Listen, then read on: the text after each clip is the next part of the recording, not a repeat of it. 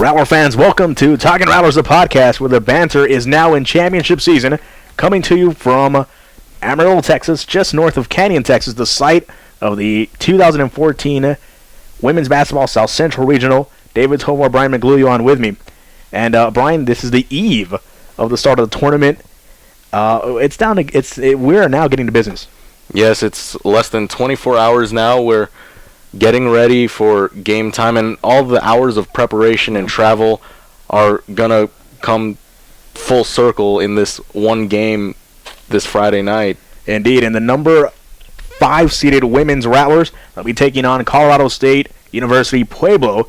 And, I get this perfect timing on the eve of, let's get behind enemy lines, let's get to know the enemy. CSU Pueblo, this is their 6th appearance all-time in the NCAA tournament. The number 4 seed is the program's highest seed in an NCAA tournament. And there's a lot of other fun facts here on this rundown sheet, but the most, I wouldn't say the most important, but the most intriguing one, the Pack have never previously played St. Mary's. This is the first time in each school's history they'll be meeting. And we've been talking to these players, Brian, all for the last couple of days and all week. How do you prepare for something you've never seen? I completely agree. It's a difficult situation to be in if you're the players, and I could only imagine what Coach Martins has been going through in preparation for a team that you haven't seen before. They play out of state as well, so little to be known. The Thunderwolves, a definite threat to the Rattlers. Yeah, you talk about a heavyweight boxing fight. I wrote in Tovar's take, which is up actually just 5 minutes ago. It's a 4-5. It's the equivalent in the March Madness, the big dance, to an 8 and a 9. I mean, it's literally you can flip a coin, and I mean these teams are so similar, hence why they're seeded 4 and 5. You can flip a coin, and that can determine the winner. I mean, it's really going to be one of those games you can pencil in. You can probably pencil in a thriller.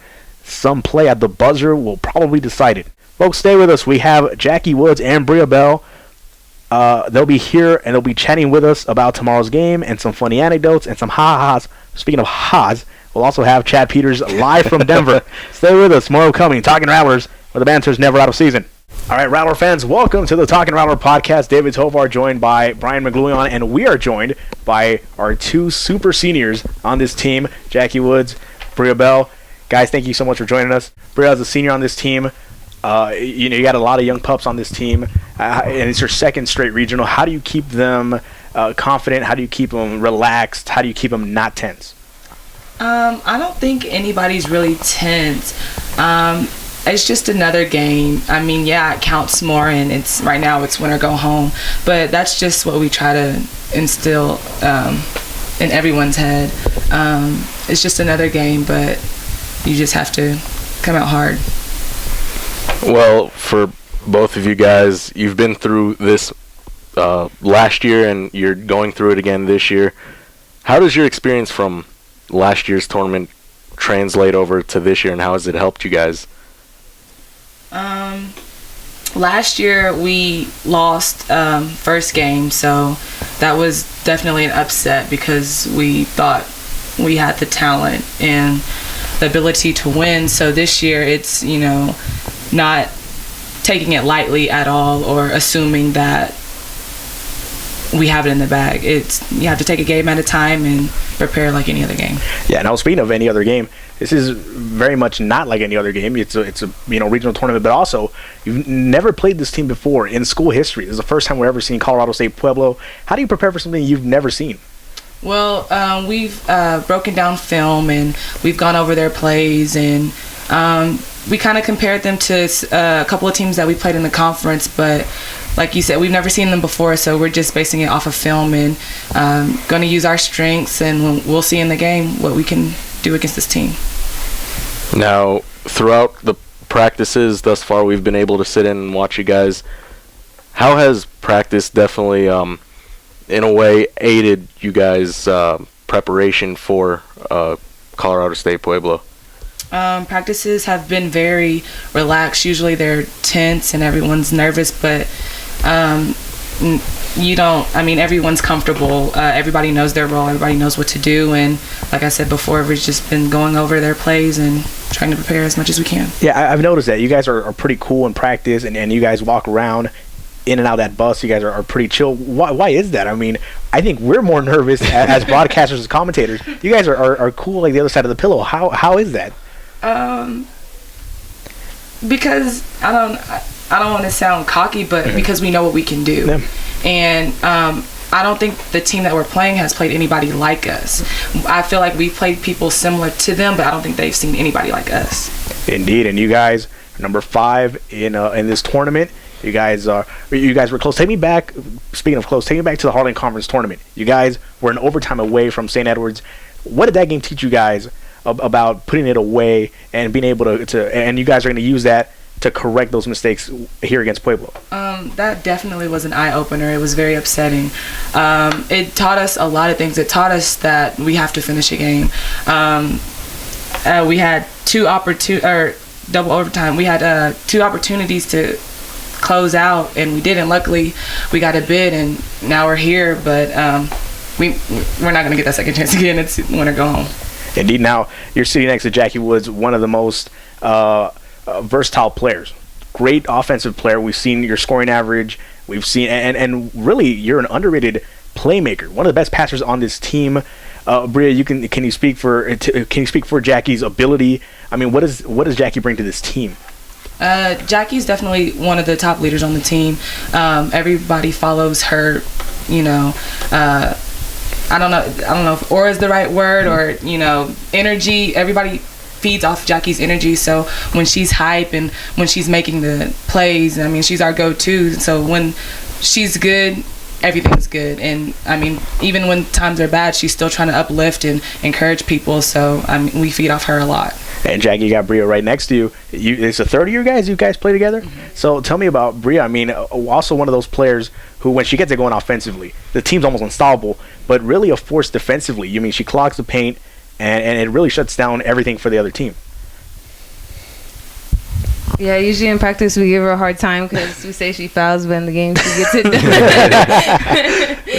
But I guess in the game she has been getting it done. She's been able to come in the game and stop the other team's high defender post. I'm at the high scoring post. Now, I guess to let you guys off the hook now, Brian, we were talking about, we've been on this road trip with you guys, but you guys have, 3 years together, you guys have been on dozens and dozens of road trips. Any funny stories that you can share? Yeah, there's a lot. I mean, I don't know if this is maybe embarrassing, but Jackie likes to pants people. Personally. Okay, remind us to keep staying in front of the bus. Yes. We sing. Mm-hmm. I like to sing a lot. Oh, really? Yeah. Oh, we were talking to Mo Pullins, and she said she's a singer and she plays piano, and she's Morgan's a real singer. I'm just okay. recreational singer. Oh, wow. You guys are forming a duo, or, get 2 more. It's a quartet, right? Yeah, we try. We try sometimes. Wow. Well, after basketball, I guess, a dance-off, singing and stuff. So, well, there hopefully will be a lot of dancing. That is tomorrow, 7:30. Here in Canyon, Texas, Colorado State Pueblo, and the St. Mary's Rattlers. Jackie, Bria, thank you so much, ladies, for joining us. And we'll be right back. Talkin Rattlers, the podcast continues where the banter's in championship season. All right, Rattler fans, welcome back. And now on the line with us, the one, the only, the great, Mr. Chad Peters. Denver, hello. David, Brian, how you guys doing? We're doing good. We're doing great, Chad. All right, now, Chad, you're in Denver, and the first question is, how many Peyton Manning jerseys have you seen? Yeah, I saw one right in the airport walking in. I was wondering if there'd be any DeMarcus Ware jerseys. But no go on that one. Chad, what have you done with your DeMarcus Ware jersey? What was that? What have you done with your DeMarcus Ware jersey? I never had one, so that's not a problem I have to worry about. Very nice. All right, now, Chad, you are with men's basketball. They are the number 5 seed in their bracket. They'll be taking on the number 4 seed, Colorado School of Mines. Now, Chad, you were on this trip with them. Any observations you've seen on day number 1? Well, yeah, I think the guys have been here, done that before. This is their 3rd straight year in regionals. They're kind of used to the routine, even though this is a much different team than the one that went here to Denver last year. But you got some key leaders back, guys like Fred Wilson, Bryce Smith, that were on last year's team. Some of the key factors, altitude. Obviously the climate is way different up here. Fortunately, not too cold this trip, but the altitude is different. You can see it taking effect in practice, but they've been drinking a lot of water, and they kind of know the drill from last year's trip in that regard. The team they play is pretty good. The bio on them seems like they're a sharp-shooting team from three-point range. You got to keep a man defensively out there on the perimeter to have a shot against mine. They were ranked to the top 10 for much of the season, so it's a tough region to get out of. But the Rattlers, if they're on their game, you got to think they have a shot. Now, Chad, what's the atmosphere like over at the Rattler camp? Are they loose? Are they tense? What's the feeling over there? Yeah, I feel pretty loose. I think today a little tired. I mean, a long day. You guys are up about 4:45 a.m. for a 7 o'clock flight. Over here, you get off the flight, you drive over to practice. We had practice right away. I was talking to some of the guys on the coaching staff. They thought it was a very productive practice, all things considered. And it'll be back at it for 2 more warm-ups tomorrow morning at a high school, and then they go for their official shoot-around there at the Metro State Aurora Event Center later in the afternoon. But I think by and large a loose attitude. Guys like Marvin Beanie kind of keep the mood loose, cracking jokes left and right. We were waiting for the high school gym to open up today, and there were geese out on the adjacent baseball field. And him being from Canada, he was kind of cracking jokes about how those are always in his backyard. Coach Buddy Meyer, the former long-time great Coach Buddy Meyer called him the Goose Master, that he can talk to the geese. They're having a good time. I think they're ready for Saturday's matchup. Now we look at other basketball teams. We're going to the pros, and some games still haunt them.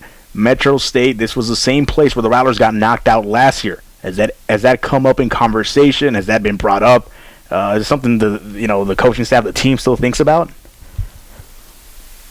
I don't think so. I think it's different year, different team. If anything, I think they try to draw on last year's experience in a positive way. Everything about this feels very familiar. From the drive in, you get out of the airport, you see the mountains far ahead. You remember the streets, the restaurant we ate at last year, the arena itself, the high school that we practiced at today, the same place we practiced at last year. So a lot of it seems very familiar to a lot of the guys. I think that will work in their benefit come Saturday night. Now, with an opponent that the Rattlers aren't necessarily familiar with, how have they prepared for this matchup? Yeah, Brian, the coaching staff, they've got contacts throughout the region, teams that have played some of these Colorado schools to help them out with the scouting reports. They have a number of contacts up here in Colorado also that, have seen these teams play quite a bit, in addition to what you can glean from the game footage and the game film that they've watched. But again, it's a good team that they play. A deceptively athletic type of team, a sharp-shooting three-point squad. And it's only going to get tougher if they're fortunate enough to advance. If they win Saturday's game, you go up against Metro State. And they've been number 1 in the nation for much of the season. They're, of course, hosting this region for the second straight year. They were the runner-up for the national champion a year ago, Drury. And they've only gotten better by a lot of regards. So this is a tough region to get out of. And I think a lot of people, I think if you can win a game in this and just see what your chances are against that Metro State type of team. But I think it can't go unsaid also. I think in a lot of ways this Rattler squad has probably exceeded expectations this season. You look at last year's team, it was a team Taylor built for that type of run. A lot of fifth-year senior guys that have been in the program forever. And this year's team, we were looking out there in the practice court today, and Coach Buddy Meyer mentioned that every guy on the court outside of like 2 guys are juniors. And that works well, but it can work against you too. A lot of these guys are new faces. They haven't been in this environment before, and they've come together quite nicely when you look at it this season for them to earn a 3rd straight regional bid despite all that newness to the squad. Indeed. Well, we hope it comes. The odds are in their favor. That is the number 5 seed St. Mary's Rattlers. They'll take on the number 4 seed Colorado School of Mines in Denver, Colorado. Chad Peters, the great, the only Chad Peters in Denver. We thank you so much. Or Adam Schefter. Chad Peters, thank you, Chad. Thanks, guys. Hey, tell Jason and the ladies good luck tomorrow night. We'll be watching, and we're excited to see what they can do out there in Canyon. Indeed, we sure will. Thank you so much. That's Chad Peters, the one, the only, the great in Denver, Colorado. And that will do it for us, Rattler fans. We thank you for joining us. Talkin' Rattlers now in championship season.